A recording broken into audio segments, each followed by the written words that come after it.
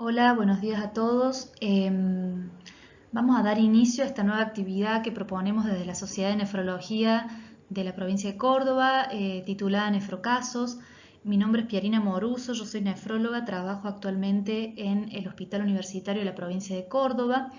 Y bueno, ahora les voy a comentar un poquito de qué se trata esta actividad y posteriormente vamos a dar inicio a la discusión del caso clínico. La idea es primero contarles un poquito de qué se trata esta actividad, tanto para aquellas personas que sean socios de la Sociedad de Nefrología de Córdoba como para aquellas personas que no lo sean ni de la Sociedad de Córdoba ni de la Sociedad de Argentina o del resto del país y que bueno, puedan tener un poquito de información de qué se va a tratar esta actividad a lo largo de los meses que quedan de este año y del año siguiente para, bueno, si están interesados, después les dejo la información necesaria para que puedan continuar uniéndose con nosotros. Los objetivos de esta actividad son principalmente promover la educación continua, el pensamiento crítico, poder integrar la teoría en la práctica de todos aquellos profesionales que estén vinculados en la nefrología, a través de un análisis interactivo de casos clínicos que sean relevantes o que sean interesantes y que nos permitan fomentar una discusión basada en evidencia. Además, estimular el aprendizaje con participación activa de médicos, ya sean nefrólogos o no, pueden ser médicos clínicos, residentes, estudiantes, todo aquel que esté interesado en casos clínicos que tengan algún vínculo con la nefrología. Poder difundir conocimientos también de publicaciones científicas, de interés, de guías clínicas, de datos clínicos con evidencia clara y poder generar así un repositorio audiovisual con un contenido formativo al cual ustedes puedan acceder. Como dije un poco ya anteriormente, los destinatarios es para miembros actuales de la Sociedad de Nefrología de Córdoba, pueden ser médicos nefrólogos o médicos clínicos con interés en nefrología, para médicos residentes de nefrología y para cualquier profesional de la salud que esté vinculado al cuidado renal, cardiólogos, diabetólogos, nutricionistas, etc.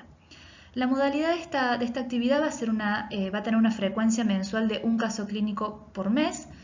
En lo que resta del 2025 van a quedar, por lo tanto, 4 casos. Este es el caso inaugural. Se va a enviar previamente el caso clínico que va a estar publicado con algunas preguntas disparadoras. Para aquellos que estén anotados en la actividad se les va a enviar personalmente, ya sea por casilla de mail o a través de una plataforma de Classroom. Y también se va a publicar a través de nuestras redes sociales algo, digamos, un pequeño resumen del caso con algunas preguntas para ir ya generando el interés en el caso. La actividad va a tener una modalidad virtual. En algunos casos van a ser casos clínicos que los vamos a presentar, como es el caso actual, de manera asincrónica, grabada, y en otros casos van a ser casos directamente presentados en vivos, en algunas oportunidades probablemente también con invitados en las áreas idóneas que nos permitan tener una discusión mucho más amplia. También, ya sea para la actividad en vivo o asincrónica, vamos a dejar la posibilidad de poder comentar. Obviamente, cuando la actividad es en vivo, eso suele ser un poco más fluido, lo pueden hacer en el momento. Cuando la actividad es asincrónica, como en este caso, van a tener la posibilidad de dejarnos sus comentarios o sus preguntas en una plataforma de Classroom que van a tener acceso a aquellas personas que se inscriban. Al resto, son bienvenidos también sus comentarios a través de nuestras redes sociales en la publicación que hicimos inicialmente del caso clínico. Se va a realizar, por supuesto, la presentación del caso clínico y la discusión con resolución del caso, con un análisis razonado, con revisión de la evidencia científica y con las conclusiones que podemos sacar de ese caso. Estos casos van a quedar disponibles de manera asincrónica durante todo, digamos, la corte, todos los meses que realicemos esta actividad, para quienes se inscriban puedan tener acceso a ellos. Esta actividad va a tener una certificación emitida por la Sociedad Científica de Nefrología de Córdoba para aquellos que participen en los 4 casos clínicos. En lo que va del año van a ser 4 casos. Del año 2026 quienes se inscriban deberán completar todos los casos clínicos realizados. Para acceder al certificado se deben Las personas deben visualizar los casos, cumplir con los requisitos administrativos y bueno, va a tener un costo que para aquellos que sean socios de la Sociedad de Nefrología de Córdoba es gratuito. Para los que sean socios de la Sociedad de Nefrología, la Sociedad Argentina de la SAN, va a tener un costo mensual de 10.000 pesos y para aquellos que no sean socios va a tener un costo de 15.000 pesos. ¿Estamos? Y al último les voy a dejar datos, información de contacto por si les interesa y realmente si se quieren anotar, para que puedan contactar a nuestra secretaria y pedir información complementaria si así lo requieran. Bueno, esto es para mostrarles un poco nuestras caras, sobre todo porque, bueno, en este caso la actividad es asincrónica. Yo soy la doctora Pierina Moruso y esta actividad somos 3 miembros: el doctor Juan Olmos, nefrólogo también, que trabaja actualmente en el Sanatorio Allende de Córdoba, y el doctor Diego Rigo, también nefrólogo, que desempeña también sus actividades en el Sanatorio Allende del Cerro de la provincia de Córdoba y del Hospital San Roque. Bueno, como habrán visto ya en la pequeña publicación de este caso, se trata de una mujer de 36 años que tenía antecedentes ya de un lupus diagnosticado a temprana edad, a los 14 años, con en ese momento un episodio de trombosis venosa profunda espontánea, que es lo que hace sospechar de un síndrome antifosfolípido y se detecta que es un SAF asociado a lupus.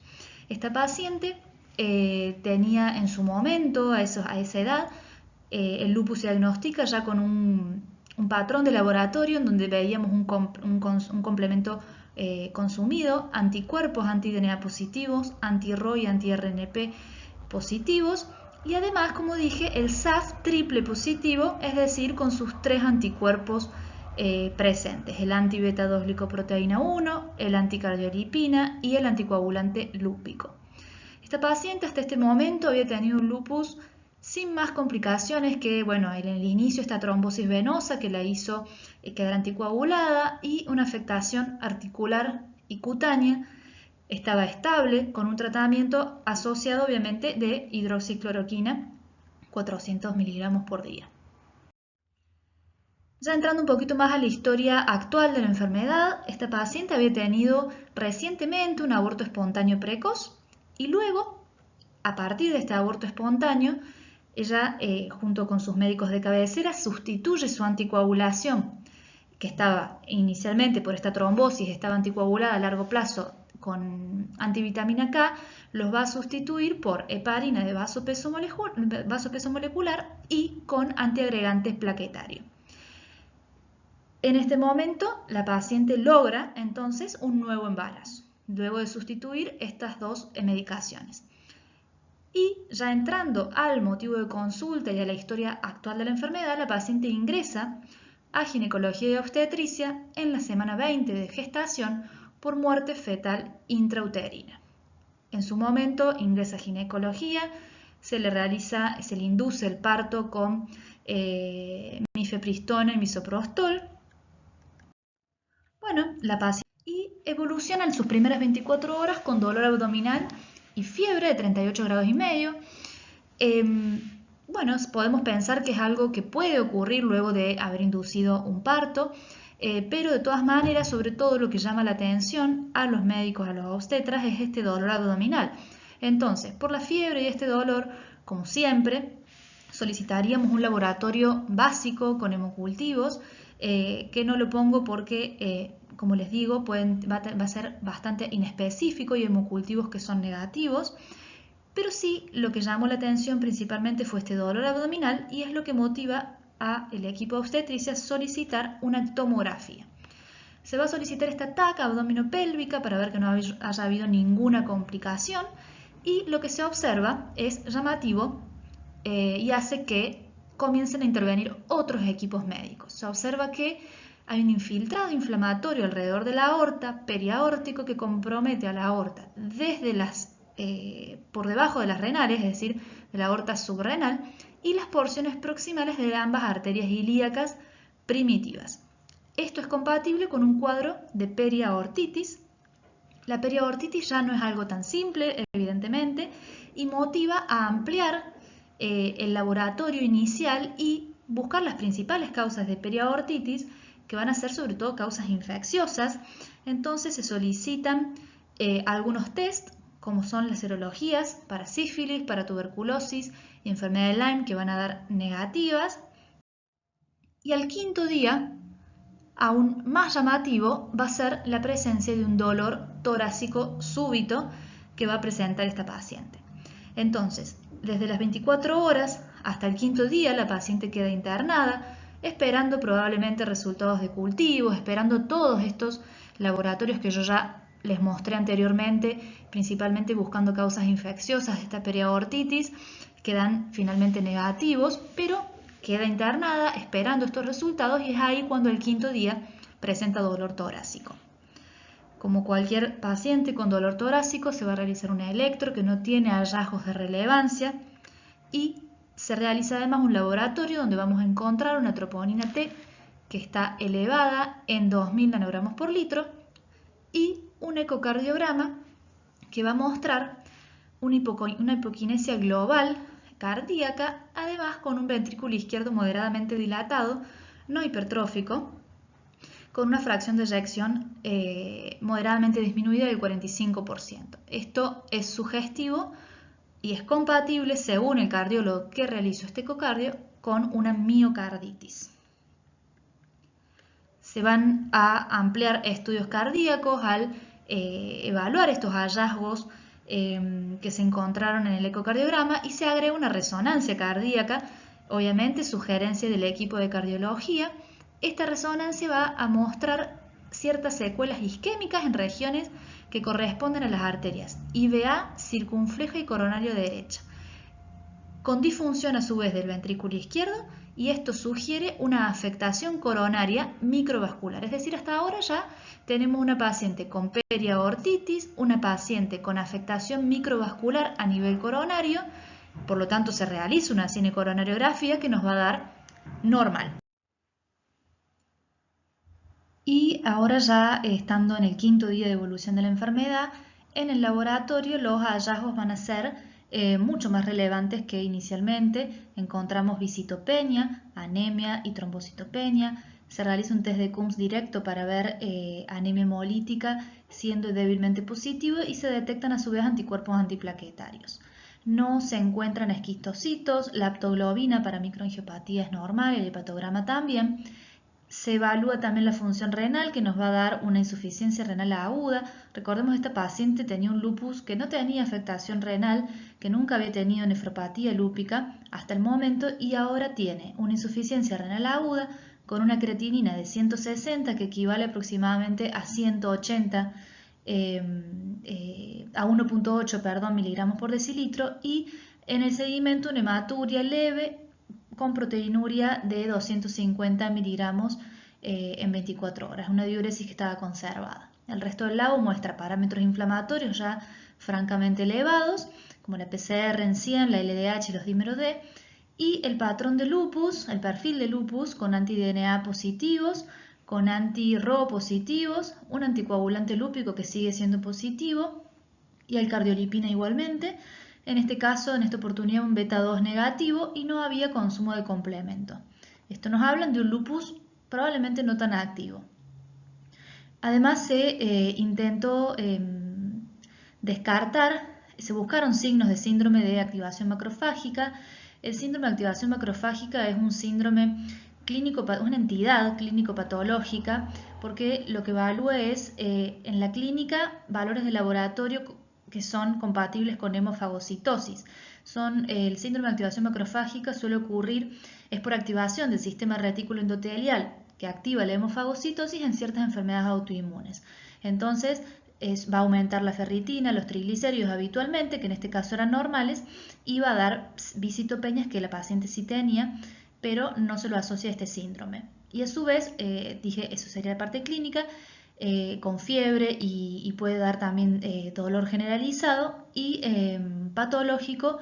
Deberíamos realizar biopsia de médula ósea, que evidentemente no se realiza.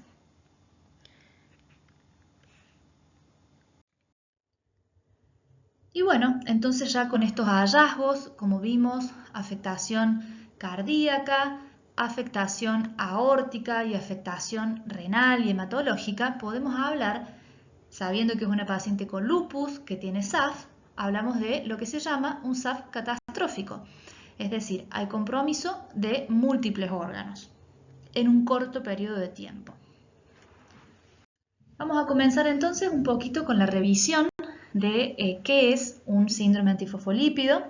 Sabemos que es una enfermedad sistémica autoinmune definida por la aparición de eventos trombóticos, ya sea venosos o arteriales, y o eventos obstétricos en las mujeres, en asociación a la presencia persistente de anticuerpos antifosfolípidos. También hay manifestaciones que se llaman manifestaciones no trombóticas, como puede ser la enfermedad valvular cardíaca, el lívido reticulares a nivel cutáneo, la nefropatía, la anemia hemolítica, la trombocitopenia, incluso también trastornos neurológicos cognitivos que pueden existir en estos pacientes. Puede estar asociado o no a enfermedades autoinmunes, como es el lupus, por ejemplo. En el caso que no esté asociado, se llama SAF primario. En el caso de nuestra paciente, sí, es un SAF secundario a lupus. Y hay un tercio de los pacientes que tienen SAF que son lúpicos. Y un 20 a un 30%, o sea, podríamos decir otro tercio de los pacientes que tienen lupus, tienen anticuerpos antifosfolípidos de manera persistente.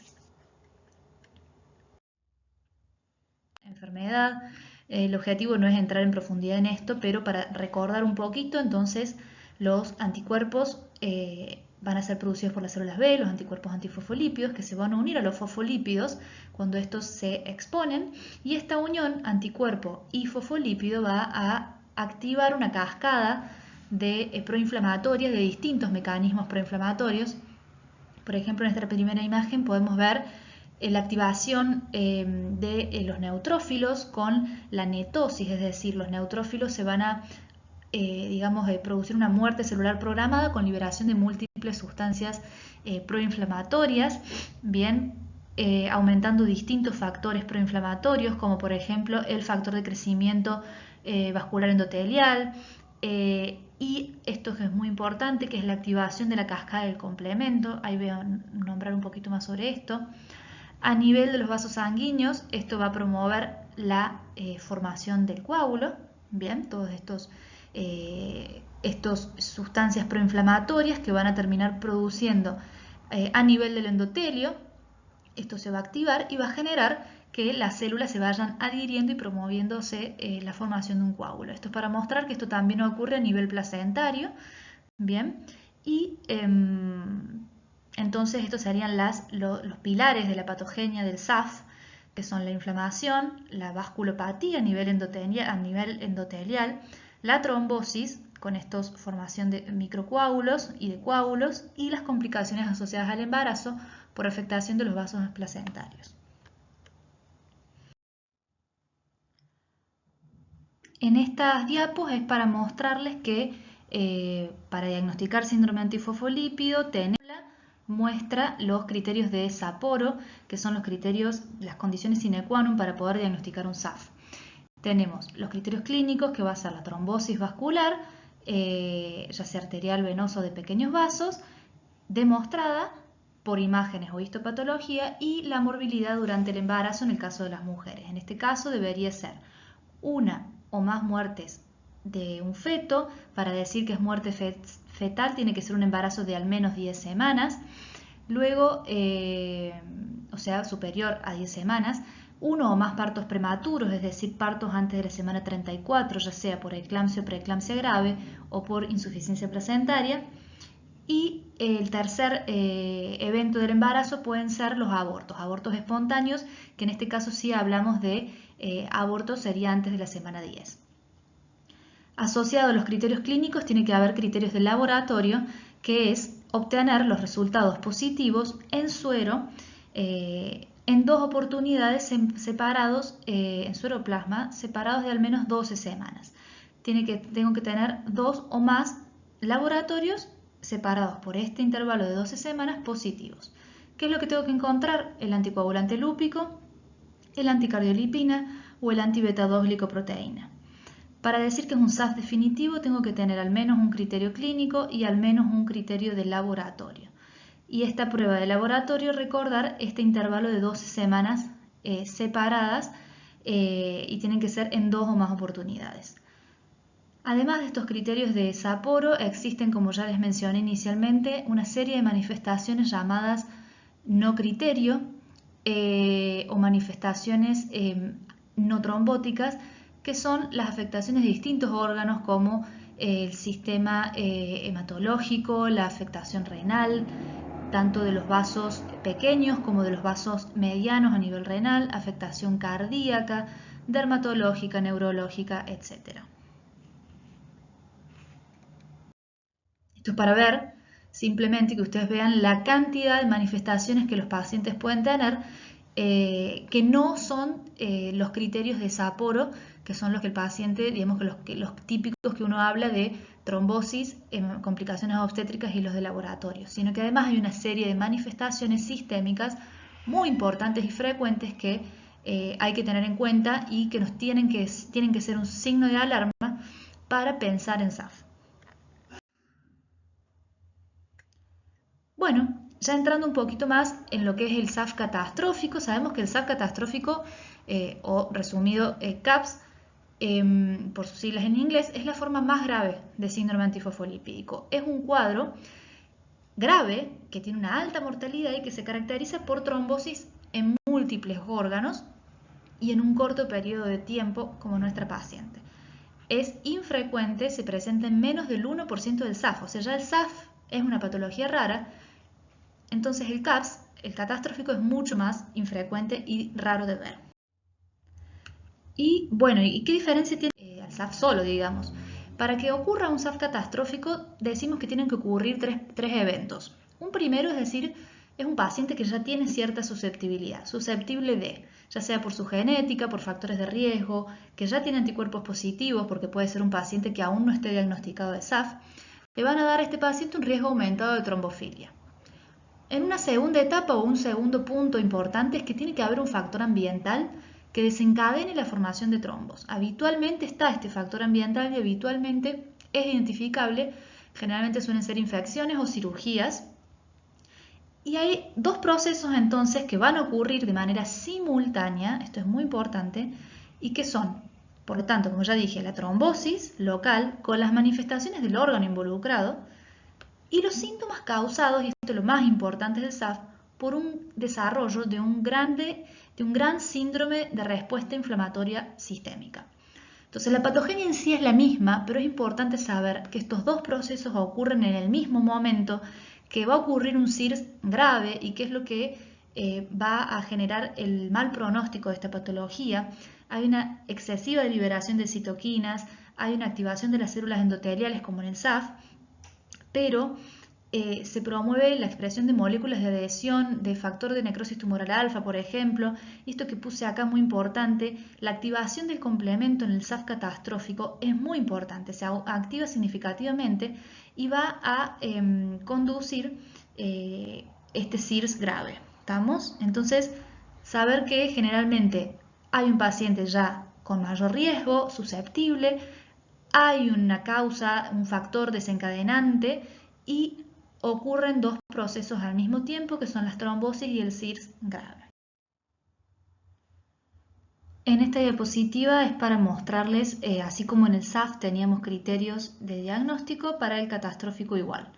Tenemos que tienen que afectarse más de 3 órganos, sistemas o tejidos, los síntomas tienen que ocurrir de manera simultánea o con menos de 7 días o en menos de 7 días la presentación de esta afectación de más de 3 órganos, con confirmación histológica o oclusión de pequeños vasos de más de un órgano o tejido y la presencia de los anticuerpos antifosfolípidos separados, confirmados en 2 o más oportunidades, separados de 12 semanas al menos. Vamos a decir que es un catastrófico, un SAF catastrófico certero si tenemos estos 4 criterios, y si falta alguno de ellos podría llegar a tratarse de un SAF catastrófico, que sería esta parte. Es decir, cuando falta alguno de estos 3 criterios podríamos decir que es considerado un SAF a pesar de no tener los 4 criterios. En esta otra diapositiva es para mostrarles un poco la bibliografía que existe. Este es el registro europeo de los años 2000 de síndrome antifosfolípido catastrófico, para ver cuál es el perfil de pacientes que generalmente pueden desarrollar CAPS o que desarrollan CAPS. Generalmente son mujeres de 37 años, 40% con lupus, 46% son SAF primarios, es decir, no asociados a enfermedades autoinmunes. Generalmente hay un antecedente ya de alguna manifestación previa, ya sea TBP, pérdida fetal o trombocitopenia. También puede ser de nuevo, pero es lo menos frecuente. Habitualmente ya hay algo previamente. En el 53% de los casos se detecta cuál es el factor desencadenante, infecciones o procedimientos quirúrgicos habitualmente, y la más frecuente fueron las presentaciones trombóticas intraabdominales y luego dentro de las manifestaciones no criterio o manifestaciones no trombóticas tenemos la enfermedad renal, es la más frecuente en el 70% de los pacientes. Después le siguen en orden de frecuencia pulmonares, cerebrales, cardíacas, etc. Y algo importante es que los pacientes con CAPS generalmente suelen ser positivos para anticuerpos anticardiolipinas.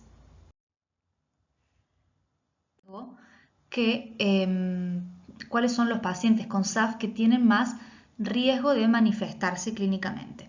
Son aquellos que ya tienen, pacientes que ya tienen factores de riesgo cardiovascular clásicos, tabaquismo, hipertensión, dislipemia, o que tienen alguna enfermedad autoinmune asociada como el lupus, que fue el caso de nuestra paciente. También hay un perfil serológico de riesgo. Los pacientes de alto riesgo son aquellos que tienen anticoagulante lúpico positivo, anticardiolipina positivo de manera persistente, y los títulos tienen que ser de medios a altos, o la triple positividad, como era nuestro paciente. El perfil de bajo riesgo va a ser el anticardiolipina o el beta 2 positivo de forma intermitente a títulos medios o bajos. Bueno, esto es para ver en qué otras patologías deberíamos pensar como diagnósticos diferenciales. En el caso nuestro, por ahí es un poquito más claro el cuadro porque ya sabíamos que era una paciente que tenía lupus, que tenía SAF diagnosticado, que ya había presentado una trombosis previa, que ya tenía un antecedente reciente de un aborto precoz. Entonces, el terreno, las posibilidades se achican, pero muchas veces el síndrome antifosfolípido y sobre todo el catastrófico suele ser la primera manifestación de estas patologías y tenemos que pensar en muchas patologías al mismo tiempo antes de pensar en síndrome antifosfolípido catastrófico. Por ejemplo, podríamos pensar en preeclampsia si la paciente estuviera embarazada en un síndrome de HELLP, donde se van a afectar los pequeños vasos de la placenta. Podríamos pensar, por ejemplo, en una PTT. Podríamos pensar en un cuadro séptico en pacientes que no tienen antecedentes de relevancia, en una coagulación intravascular diseminada, etc. Entonces, esto es simplemente para que vean qué cosas deberíamos buscar en cada una de estas patologías, pero son las principales patologías en las que uno podría pensar teniendo un paciente que no es tan claro el cuadro como nuestra paciente que ya tenía lupus y SAF. ¿Estamos? Podríamos haber pensado también en un gel, por ejemplo, porque venía con un embarazo, pero estaba muy al límite, semana 20, sabemos que siempre es después de la semana 20, para hablar de preeclampsia y complicaciones de este tipo. Sabemos que para el SAF la base del tratamiento del síndrome antifosfolípido es la anticoagulación, que la debemos iniciar lo antes posible. Solemos iniciar con heparina y después se sigue con un switch antivitamina K, generalmente la warfarina es de elección, ahí vamos a ver por qué. Y saber que siempre que se suspenda por X circunstancia los anticoagulantes son un riesgo aumentado de trombosis y de desencadenar un síndrome antifosfolípido catastrófico. ¿Por qué los anticoagulantes orales, los ACO directos, no están recomendados? Bueno, no están recomendados porque ya hay evidencia clara y demostrada que son un riesgo, que presentan un riesgo aumentado de eventos trombóticos recurrentes.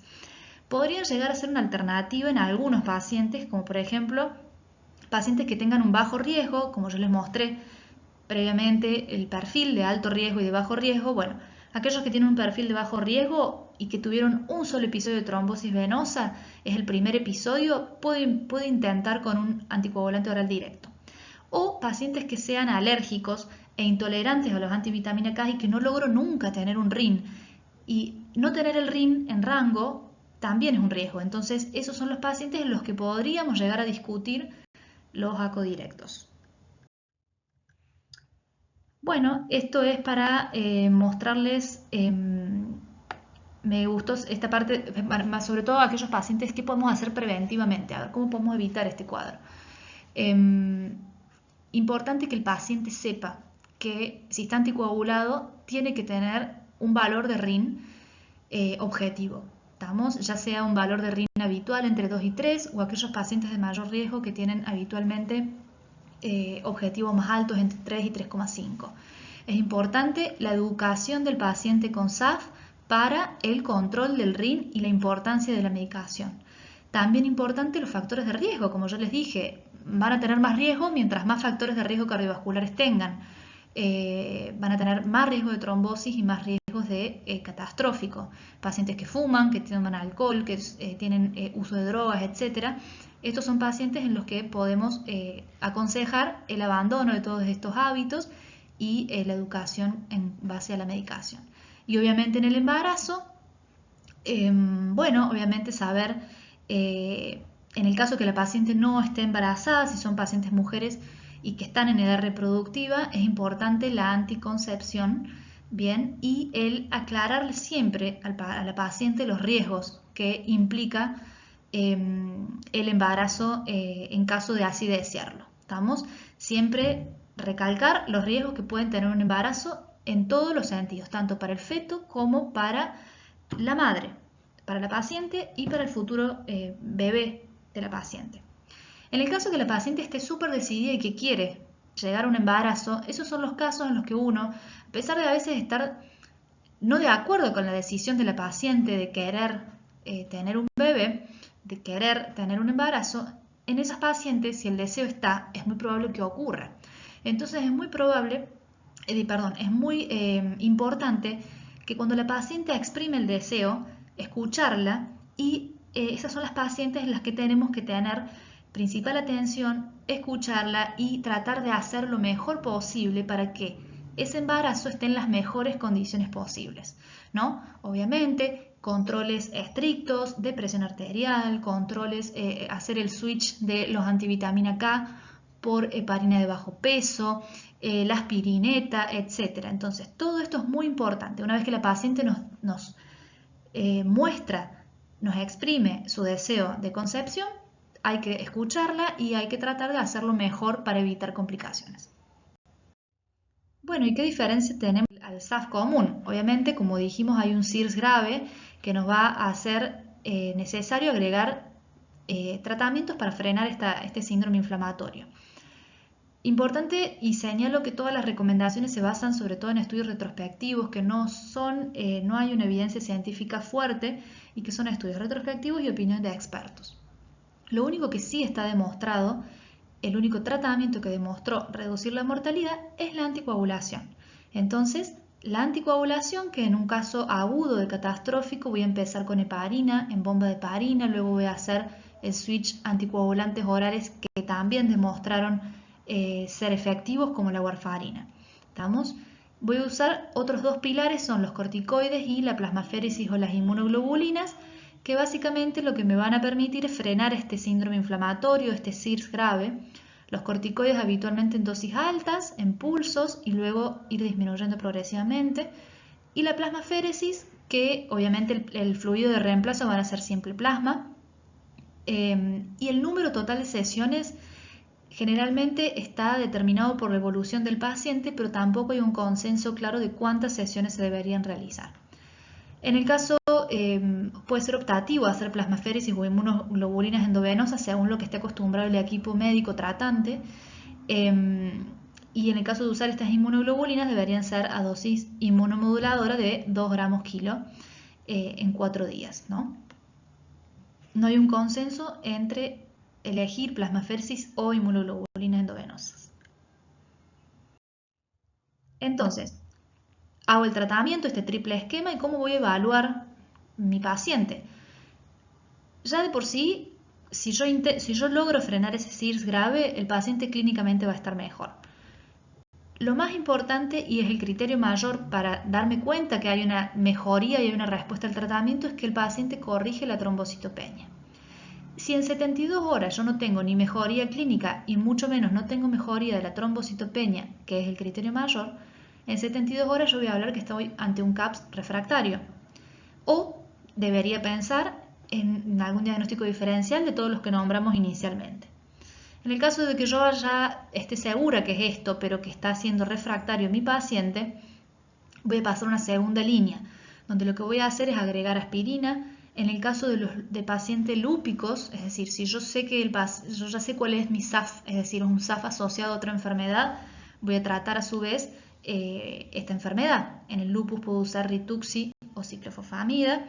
Y importante señalar que aquellos catastróficos que tengan componentes de MAT, donde yo ya estoy sospechando que siempre que hay una microangiopatía trombótica, voy a sospechar que hay más activación del complemento, entonces puedo pensar en eculizumab y hay algunos estudios que muestran beneficio de eculizumab en aquellos pacientes que tienen manifestaciones hematológicas de microangiopatía.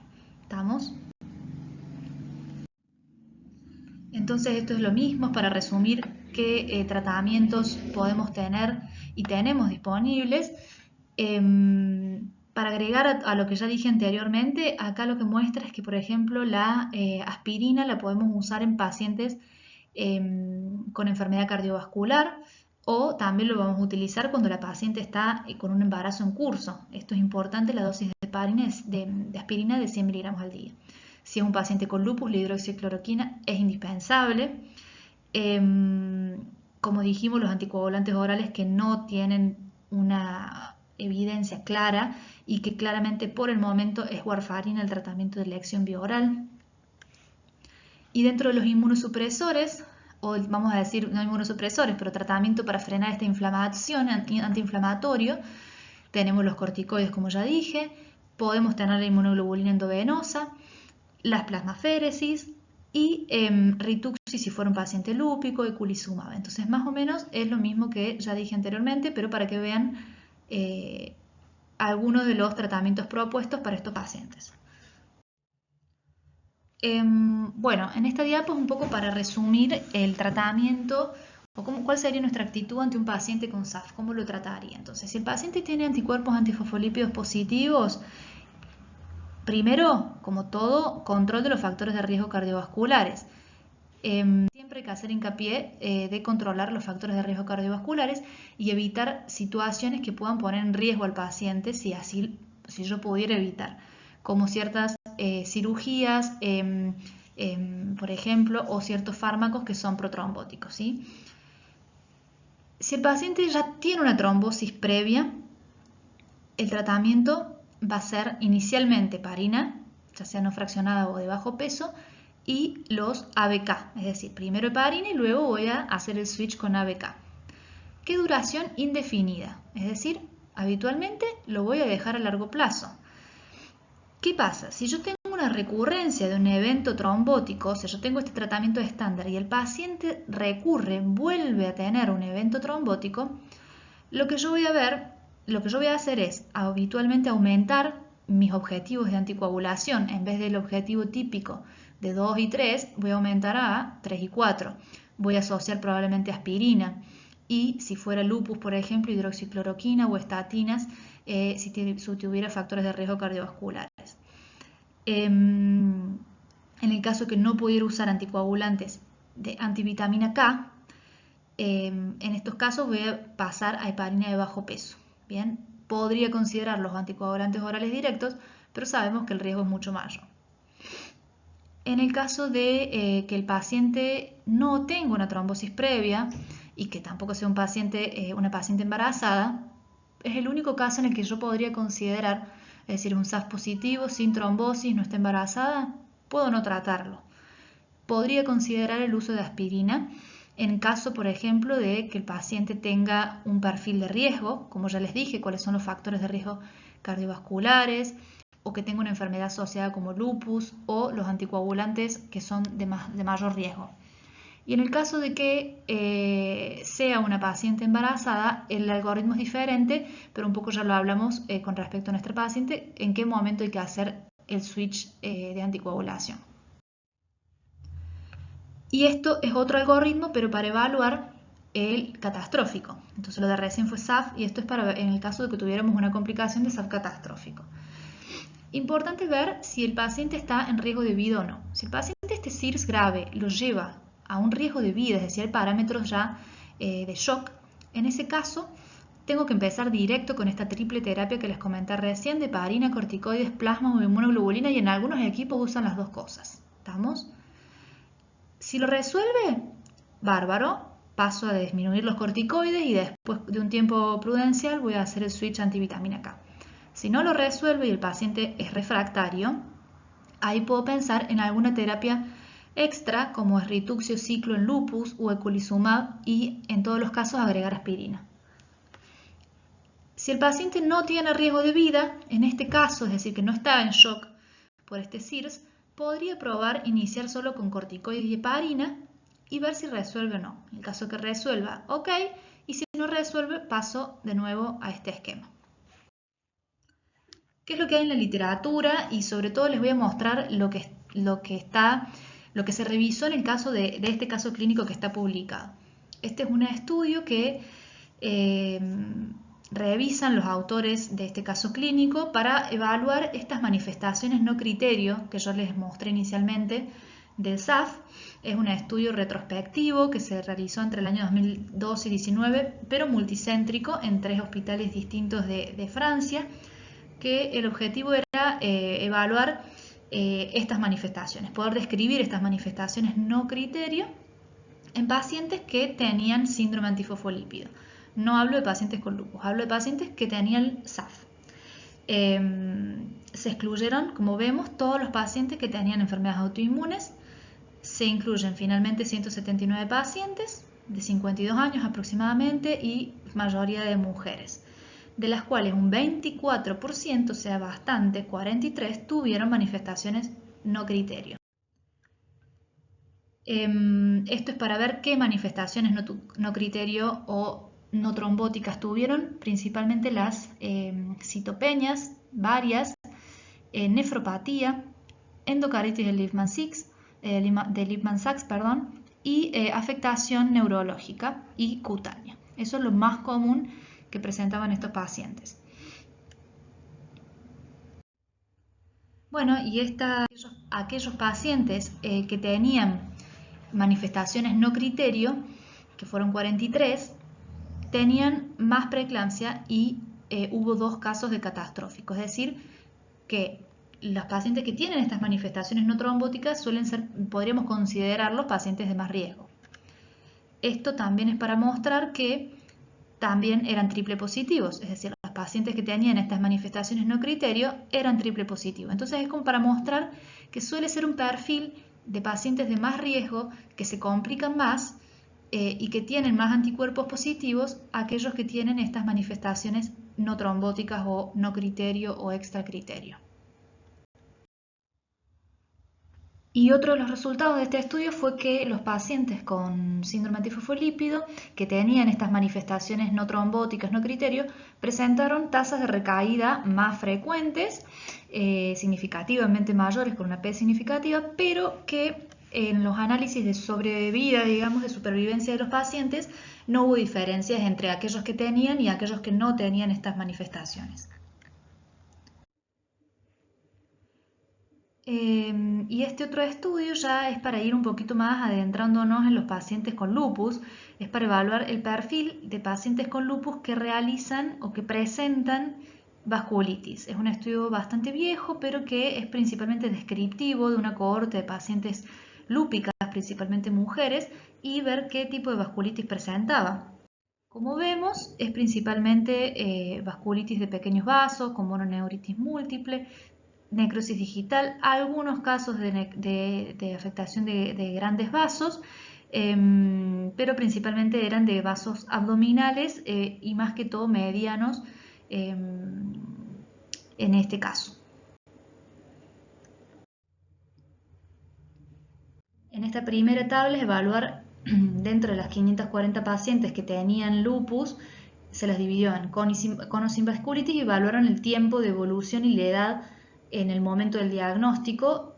Acá es lo mismo, pero evaluando ya el odds ratio, y lo que se observa es que hay una asociación significativa de la vasculitis con la presencia de vasculitis en pacientes que tenían un lupus diagnosticado a más temprana edad, con mayor tiempo de evolución de la enfermedad, y hay una asociación también con el género masculino.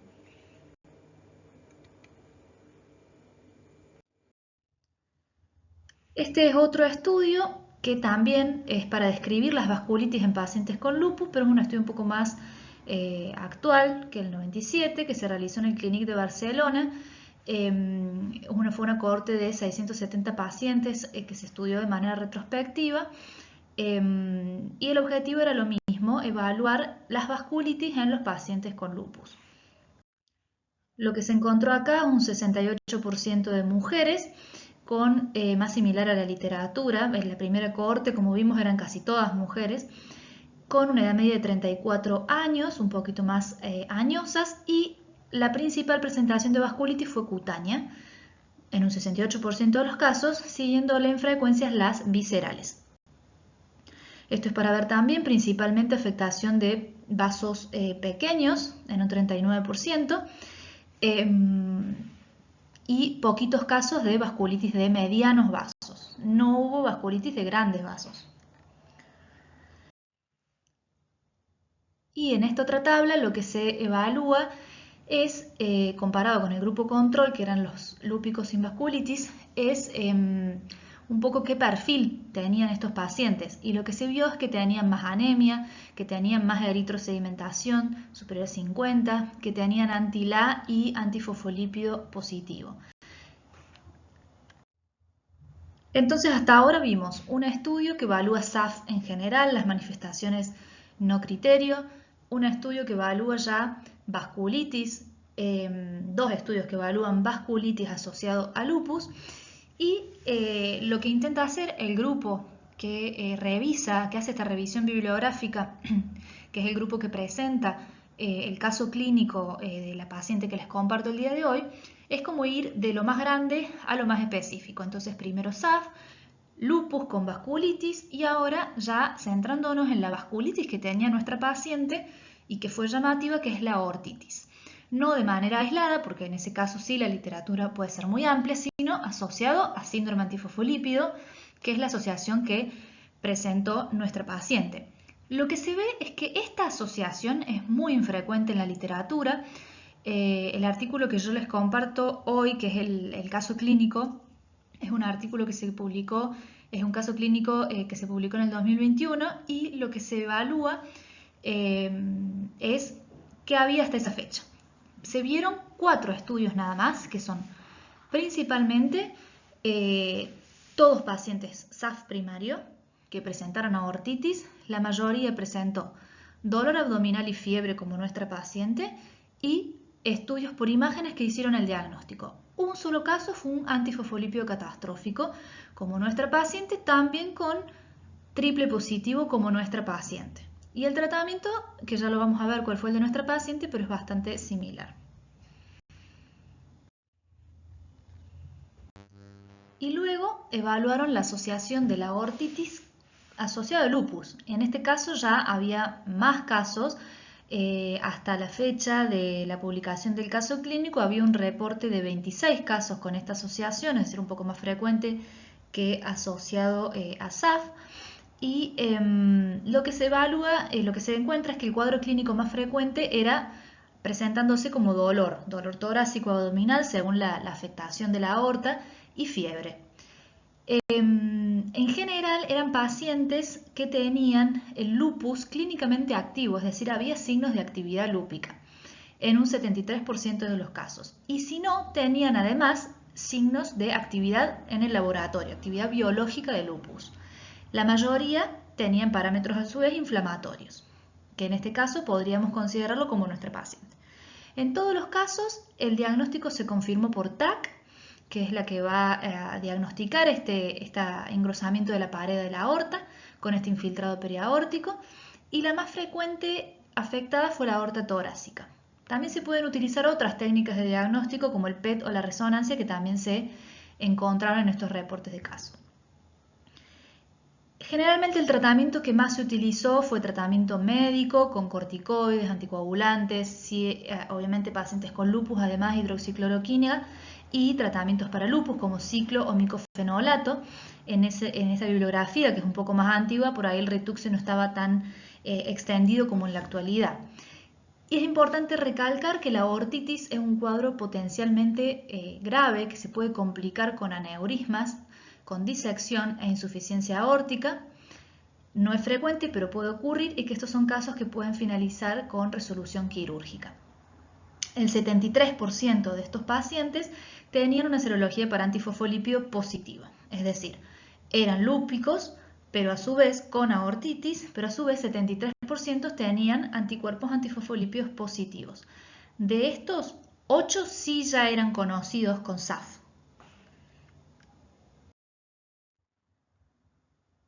Y bueno, vamos llegando a la resolución del caso que les comparto el día de la fecha. El tratamiento que se realiza en nuestra paciente es corticoides y anticoagulación. Se empieza con estos dos pilares porque en ese momento, que es hasta lo que yo les presenté ahora, hasta el día quinto que la paciente presenta el dolor torácico, no había criterios de gravedad y la paciente todavía estaba internada en el piso de medicina interna. Entonces, corticoides, anticoagulación con heparina no fraccionada y se mantiene la antiagregación, pero al día 6, luego del dolor torácico, la paciente descompensa desde el punto de vista cardíaco con agravación de la fracción de eyección del 35% y requiere ingresar a terapia intensiva, donde ya se va a pasar a corticoide endovenoso y se van a realizar 2 pulsos de 1 gramo cada uno de metilprednisolona. Y luego se va a continuar con corticoides bioral en descenso progresivo, inicialmente 1 miligramo kilo. 3 días después de esta terapia inicial se va a realizar también, porque la paciente, ¿qué pasó? No mejoraba todavía, se realiza plasmaféresis. Se van a realizar 3 sesiones de plasmaféresis y, como estamos hablando de una paciente con lupus, el equipo tratante decide asociar rituximab. Y la evolución posterior, bueno, va a normalizar la función renal y las citopenias. A nivel cardíaco y aórtico, la función también del ventrículo izquierdo y la contractilidad, las troponinas bajan y a nivel de las imágenes se puede evaluar en comparación con la tomografía a las 2 semanas cómo muestra la resolución del infiltrado periaórtico. Los corticosteroides van a ir disminuyéndose de manera progresiva en 9 meses, se retiran a los 9 meses y finalmente a los 17 meses esta paciente no tuvo ni recaída del síndrome antifosfolípido ni del lupus. Es una paciente que en la actualidad conserva su función renal y tampoco ha tenido recaída del lupus, como les digo, en ningún órgano blanco, bien, al menos hasta la fecha. Y recibió como tratamiento rituximab, ¿no? Como conclusiones finales del caso clínico estas son las conclusiones que realiza el equipo que publica este caso. El diagnóstico de síndrome antifosfolípido catastrófico se realizó por la afectación sucesiva de 4 sistemas: vascular, renal, cardíaco y hematológico. Lo importante es esto en un corto periodo de tiempo, menos de 1 semana, en una paciente que ya tenía un terreno muy importante y sugestivo, que es el lupus con SAF.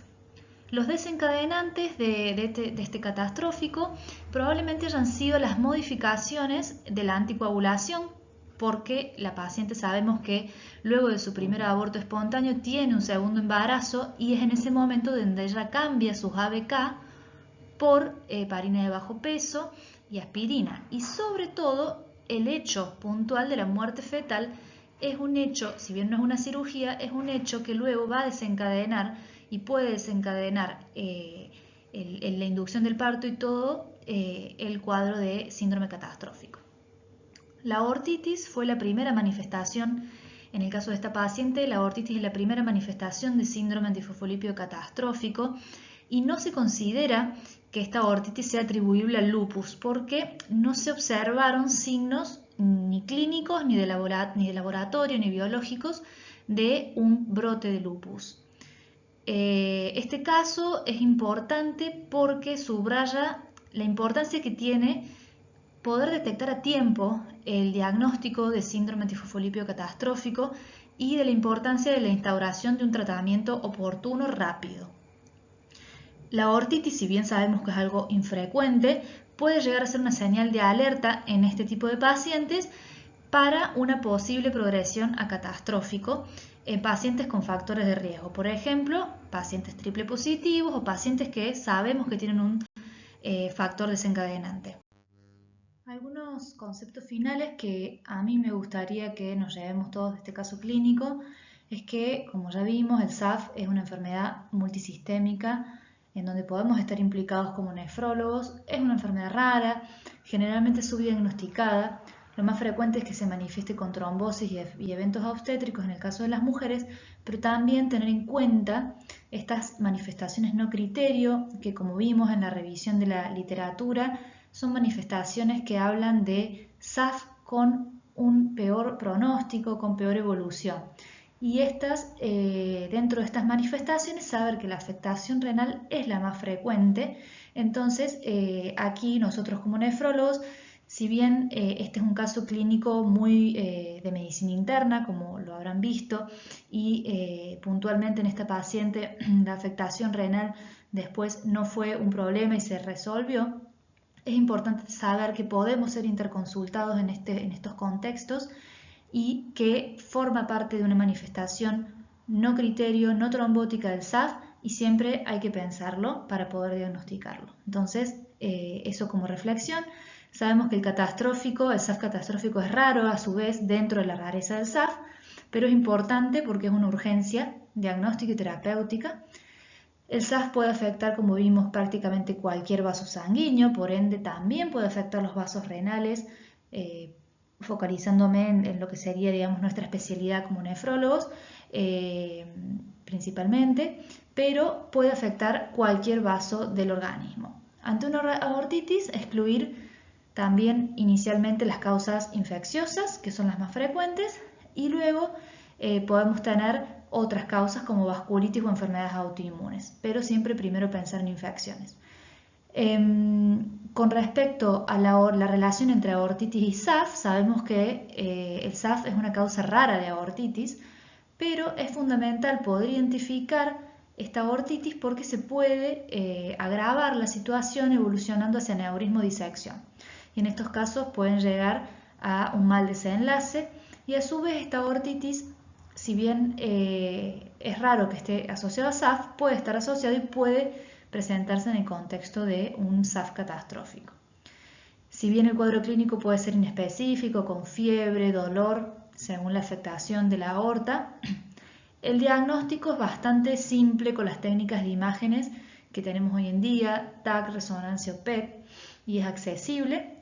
Y por último, saber que todo dentro de los pacientes lúpicos, el género masculino, sexo masculino, podría representar un factor de riesgo para el desarrollo de vasculitis. Este es el caso clínico publicado para que el que quiera leerlo puede buscarlo. Es del equipo de medicina interna del Hospital Universitario de Marsella.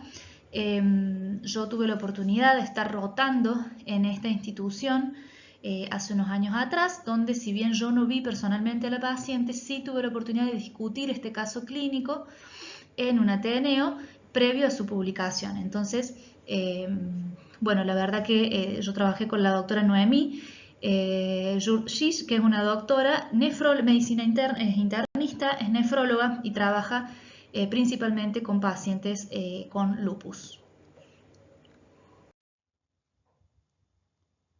Bueno, muchas gracias a todos por su atención, por haber llegado hasta el final del caso clínico. Aguardamos sus comentarios, preguntas, si así lo desean, o experiencias también, si alguien ha tenido posibilidad de tener algún cuadro similar, siempre es bienvenido. y acá estaremos para poder despejar dudas si así fuera necesario.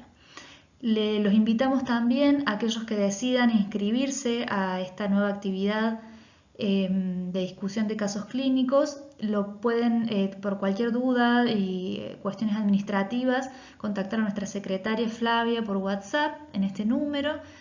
Seguirnos también en nuestras redes sociales, Instagram, Facebook y también nuestro canal de YouTube, donde publicamos principalmente en Instagram y en Facebook las novedades en cuanto a las actividades, fechas y demás propuestas desde la Sociedad de Nefrología de Córdoba, y también a través de nuestra página web para obtener más información de todas las actividades de la sociedad y particularmente de esta nueva actividad que empezamos este año y que esperemos que sea bienvenida por todos. Los esperamos en un nuevo caso clínico y muchas gracias a todos por su atención.